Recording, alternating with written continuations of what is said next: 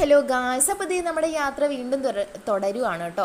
അപ്പോൾ ദേ നമ്മളുള്ളത് കൊട്ടിയത്താണ്. അപ്പോൾ ദേ ഈവനിങ് ടൈമൊക്കെ ആകുമ്പോഴത്തേക്ക് ഭയങ്കര ട്രാഫിക്കും കാര്യങ്ങളും ഒക്കെയാണ് കേട്ടോ. അപ്പോൾ ഈ കൊച്ചു കൊച്ചു കടകളുടെ സൈഡിൽ കൂടെ നമ്മളിത് നടന്ന് പോവുകയാണ്.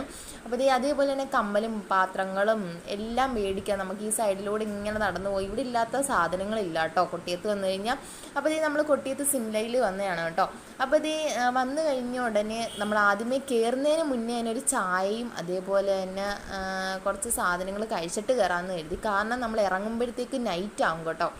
അപ്പോഴത്തേക്ക് നമ്മൾ എപ്പോൾ ഡ്രസ്സ് എടുക്കാൻ വന്നാൽ നമ്മൾ കയറുന്നതിന് മുമ്പ് എന്തെങ്കിലും ഒന്ന് കഴിച്ചിട്ട് കയറുക. കാരണം നമുക്ക് എടുത്തിട്ട് ഇറങ്ങുമ്പോഴത്തേക്ക് ഒരു ടൈം ആവും. അപ്പോഴത്തേക്ക് കടകളെല്ലാം അടങ്ങി. അപ്പോൾ ഇതേ ഒരു ചായയും അതേപോലെ തന്നെ നമുക്ക് വേണ്ടുന്ന സാധനങ്ങളൊക്കെ പറയാമെന്ന് വിചാരിച്ച് എല്ലാവരും അവിടെ നിൽപ്പുണ്ട്. അപ്പോൾ അവരവർക്ക് വേണ്ടുന്ന സാധനങ്ങളൊക്കെ മേടിക്കണം കേട്ടോ. നമ്മുടെ തത്രപ്പൻ ആദ്യമേ തന്നെ എന്തൊരു ജ്യൂസ് എടുത്തിട്ടുണ്ടായിരുന്നു. പിന്നെ എൻ്റെ അനിയത്തി ഒരു ഷവർമ്മ എടുത്തിട്ടുണ്ടായിരുന്നു.